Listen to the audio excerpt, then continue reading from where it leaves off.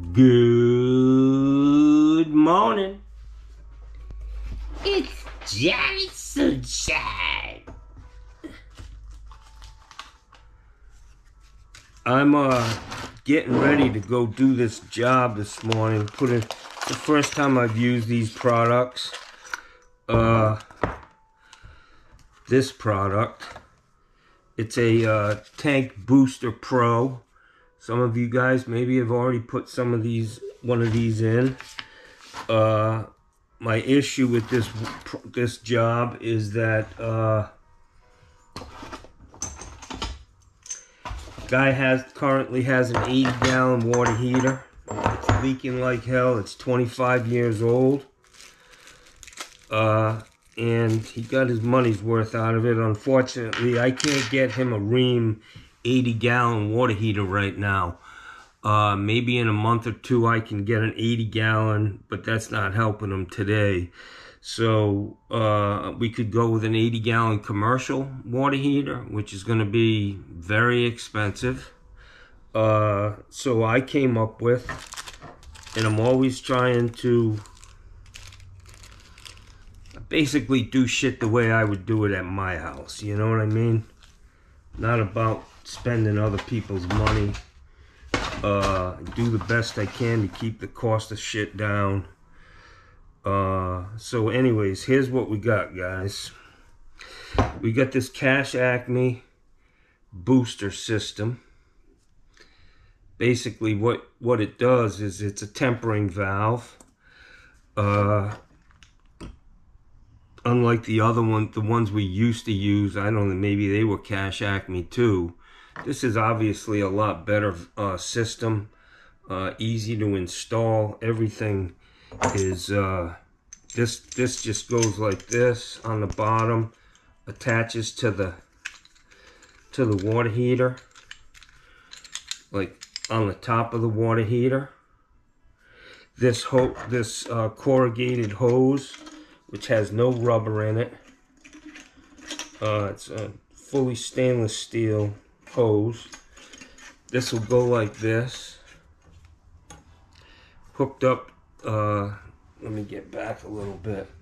So this will be on the hot side. This will tie in with this fitting here on the cold side. It looks like a great system to me. So it'll be sitting like this. You put your adapters on and pipe it the way you would normally pipe a regular water heater. This actually comes with the temperature gauge so that you can check the discharge temperature, what's going out to the house. So it'll sit like this, which is cool, nice and easy. Unfortunately, this guy's got a recirc pump too, which I don't think is going to affect the operation of this, because it's just going to form, the recirc pump is just going to form a loop between the top and this. You know, it's not going to be doing anything to the storage tank and all the water down in the storage tank. The recirc should go through here. But anyways, this is the first time I put this system in. I think it's going to be a good thing. And I want to talk a little bit about, you know, when I talked to my supplier, he wanted to sell me a 55-gallon water heater, which the difference in price between a 55 and a 50 is almost a couple $100 for, you know, 5 more gallons of hot water in the tank, which seems extremely high to me. I mean, I really don't know why they even make a 55, to be honest with you. It's ridiculous. But anyways, this comes with a little tag. You put the date when you put it in. So I bought the 50 instead of the 55. It's got CPVC in this building. CPVC is actually rated for 200 degrees. Shouldn't be an issue. because I'm gonna keep this thing. It's factory set. The discharge on this is set between 120 and 125, and I'm gonna leave it that way. It is adjustable. They give you an Allen wrench, and you can turn it up or down through this this little key here.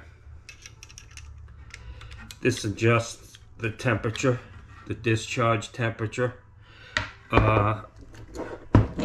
So I think it's going to be a good project. Unfortunately, it's going to get very tall on top of this tall water heater already.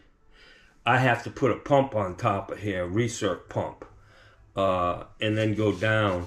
And because of this, the temperature on the tank being so high, I'm going to, like I said, I'm going to set it at like 145, somewhere around there. It shouldn't be an issue. I see these, you know, up in Massachusetts, they got 160 degrees going in these water heaters, which is, to me, is just outrageous to have that kind of hot water. But I'm going to set it at 145, and we'll see how that works. I can, as long as there's a 30 amp breaker in the panel, I can actually upgrade the elements. If he calls me in a month and says, hey, this thing's not keeping up, I can go back and put a couple 5500 watt elements in there. It's still non-simultaneous, meaning only one element's going to be on at any given time.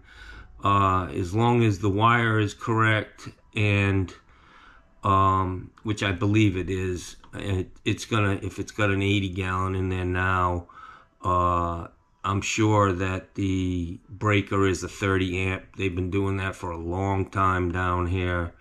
So I'm looking forward to this. They do have a nice, I was looking last night, they have a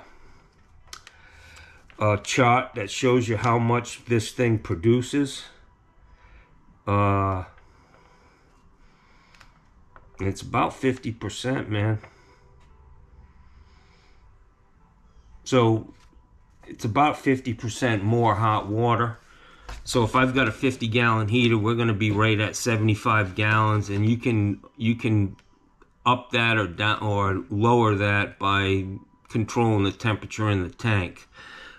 This is much nicer than the thermostatic control valves that were, or the tempering valves that we used to put in. They had a tendency of really getting crusted up and being inoperable, needed to be replaced. They were all, you had to solder it up. A lot of them were on gas water heaters, so it all had to be copper and time consuming.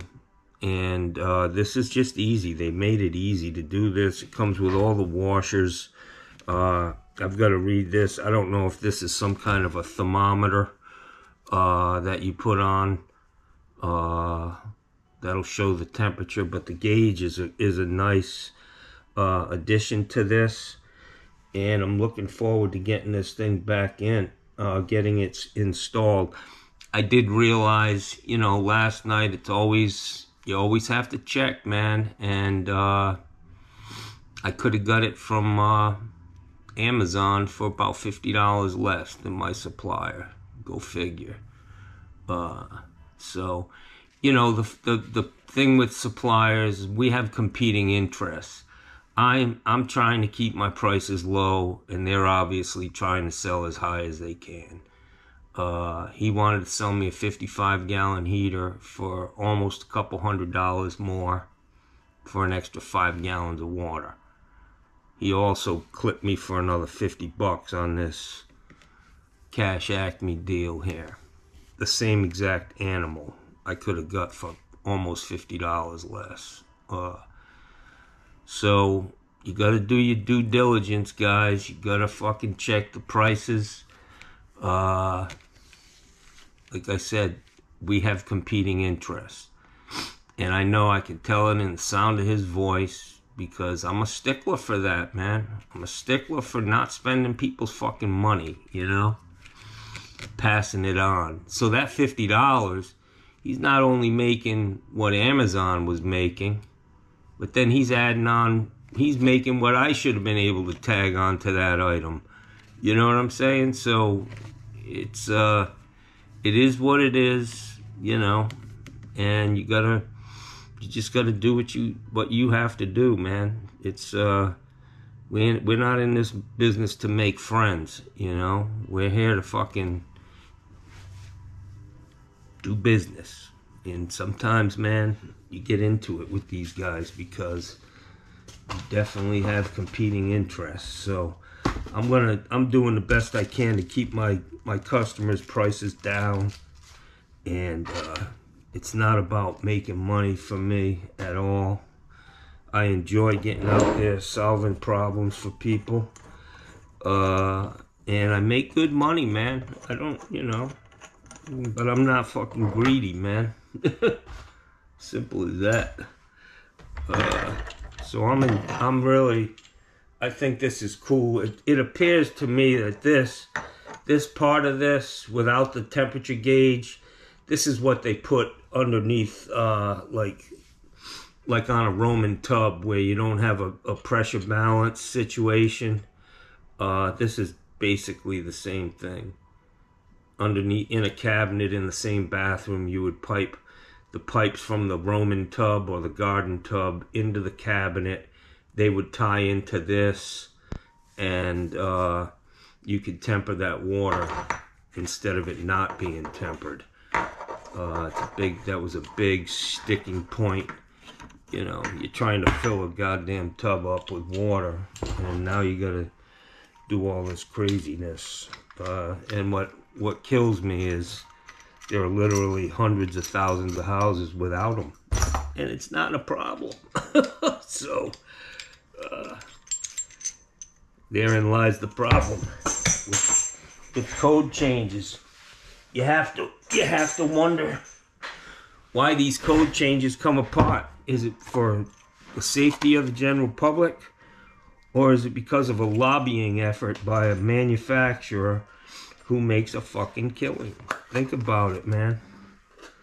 Think about the backflows that we put in on every house and the expense that. And now 25, for me, 35, 37 years later, they're saying, nah, you don't need a double check. You just need to put a Watts 007 in the ground, no testing. You know, it is what it is, guys. So anyways, I'm going to get ready to head on out. Do this job for this guy and get back. He's got a couple little things too that I need to do. A couple hose bibs on this house. Change one out and attach one to the house. It's just a piece of pipe sticking up out of the ground. I got to cut that PVC and bring it up and attach it to the house. So not a big deal.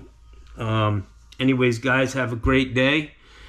Great morning. I hope you're going to have a great day.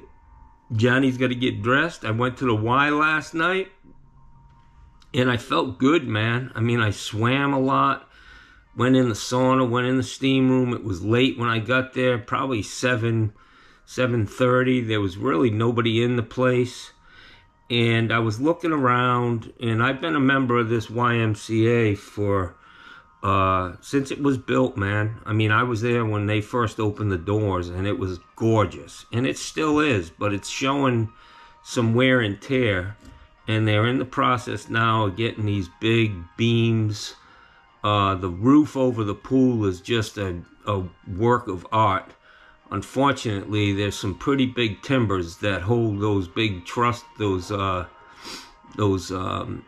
I don't know, pressure laminate beams. They're probably 4 feet or 2 or 3 feet thick that hold this roof up over the pool.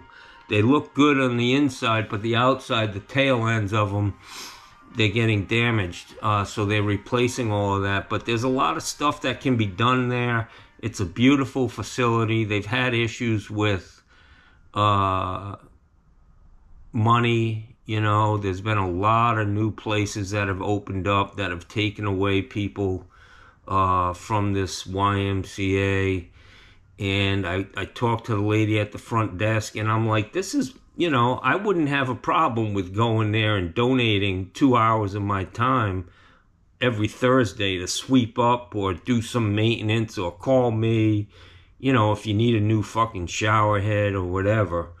So I'm going to talk to them just so that we can keep the doors open on this place. I'm going to say, you know, you really should. There's probably a lot of tradesmen who come here who like this place. It's convenient. They're here for a reason. And I probably wouldn't have a problem with giving back a little bit. You know what I mean? To keep the doors open. I don't want to go to one of these new flashy fucking gyms, you know? I'm comfortable at this YMCA, and there were hardly any people in it last night. I could have went there and done my shit, and I did, without, you know, these new gyms, man. They may have, some of them have almost as much amenities as this YMCA. It's really nice. But the people, it's just packed, you know. You could be standing in line behind 10 people trying to get on a machine. And so this is a great place. And I'm going to talk to the manager. She gave me a couple business cards. And I think that a volunteer system for this YMCA is a great idea. And I'd be the first one to sign up to, you know, lend a hand to keep costs down and keep the doors open, man. It's a big part of our community, not only for old farts like me, but for little kids, man. They have across the street a beautiful facility for kids swimming and swimming lessons and all this shit. And we need to, you know, the community needs to keep these doors open. Anyways, that's the civic-minded Johnny Phillips. But anyways, let me get my shit together and get out here and start heading in that direction, Jackson.